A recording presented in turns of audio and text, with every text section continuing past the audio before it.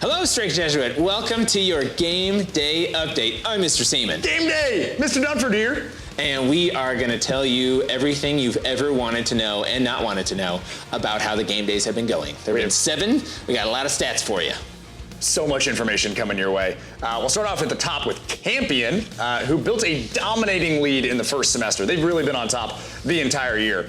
They scored a record 228 points in our second game day, podiuming in 6 out of the 9 events, which is wild. They've also been the overall best house at the stacking event, podiuming 4 times in that event. That's wild. Kaiser and Ruby both were podiums in that event, and both of those advisories are tied for the podium lead among all advisories with a total of 6. 6 podiums in 7 weeks. They have just missed insane. 1. That's wild. And Campion, fun fact, has fewer first place finishes than Bellarmine, but 5 more total podiums than any other house. Just a dominating performance so far. Campion truly are champions. Speaking of Bellarmine comes up in 2nd place as of the moment. They've been a little hit or miss as the only house to score both as high as 175 and as low as 20 in individual game days. They have absolutely trashed everybody else at The Price is Right and at Trivia, so the best in 2 different events, but don't give them too much credit because they have been held without a single podium in the spelling bee. Cannot spell a single word. But they can stumble kind of okay, because in Stumble Guys, Bellarmine has gotten 3rd 5 times out of the 7 game days. No first or second finishes, just insanely kind of pretty good. Like slightly better than average. Coach Amorosa's advisory is tied for the most podiums overall with 6, and has been the overall most successful single advisory out of all 72 advisories, with 4 total wins and 2 third-place finishes this year. Just by himself, Coach Amorosa's advisory has contributed nearly 24% of Bellarmine's total points this year, which is wild. That is almost a quarter. And Coach Harvey is also tied for the lead of first-place finishes with 4 total wins, but it's been a little all or nothing. No other podiums for the Harvey advisory. I think that represents Coach Harvey, you know? It's like all or nothing. He's like full go all the time. Yeah, and then we got Faber coming in 3rd, sitting down. We got, they dug themselves a hole first semester. Didn't start off strong, but they've only podiuming 4 times over the first 2 game days, but they have picked up a little steam in the 2nd semester. The most successful event has been their own event hosted by the Faber House, which was Minute to Win It. They've won 3 times and gotten 3rd twice in that event. What's really fun is that there are 9 advisories in Faber House, and 17 out of Faber's 23 podium finishes have come from just 4 of those advisories, which is really sad for the other advisories. They're not doing great. That is a bummer. Fuller Peden, though, shout out to them because they had yet to podium until last game day when they secured a 2nd place finish and Price is Right. Faber has had 3 fewer podiums than Regis, which is farther down on this list, spoiler alert, but Faber is only ahead of Regis by 121 points. I should say they are massively ahead of Regis by 121 points, even with 3 fewer podiums. Coming in 4th, we got Xavier House. They set the bar pretty high right off the bat in our first game day.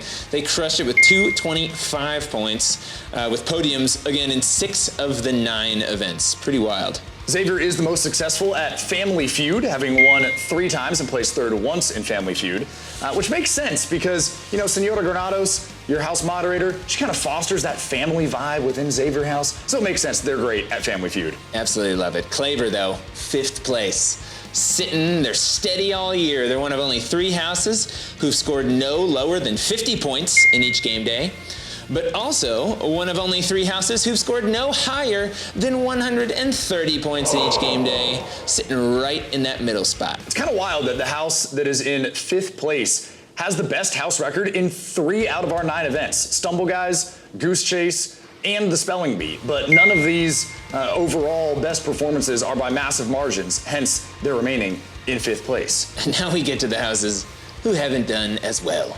Sorry, guys. Yikes. About to get roasted. Regis House has podiumed 7 more times than Jogues. That's good. 7. But is only ahead of them in points by 23. That's not so good. Not as good. But the best little random tidbit from Regis House, Miss Fox's advisory has finished second place, an advisory leading 4 times. 4 separate events, they finished second, and no other podiums at all for their advisory. So good at getting silver medals.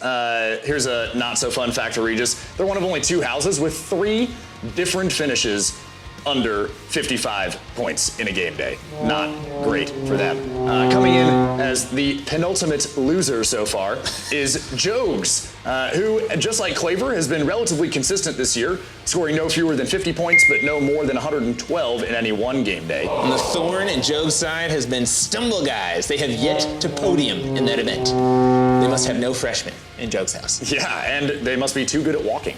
Yes. They're just not good at stumbling. Mr. Liege's advisory was pulling up the rear, not having podiumed a single time until last game day, where he placed 3rd in Jogs' own event, Trivia. Congrats, guys. That's amazing. What isn't amazing is Gonzaga House's results so far. Ooh. Sorry, guys. They've only placed first 3 times across 7 game days, 63 separate events. 63 events, they only have 3 wins. And they have the fewest podium finishes overall at 15, which is 4 fewer than any other house. And they have scored less than half of Campion's total of podiums. They are the only house who's been kept below 100 points in every single game day thus far. And they have the record for the lowest single game day score for a house with just 10 points. Just 1 single 3rd place finish on the February 24th game day.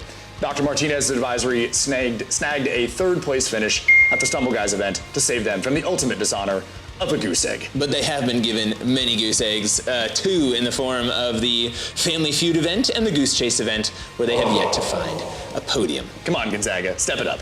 Gonzaga House, if you score 100 or more points in this upcoming game day, Dumper and I will grow mustaches. Wait. They will be awful. We're gonna They'll do be what? absolutely atrocious. So you really want that, and bring down Campion, guys. Okay, here we go.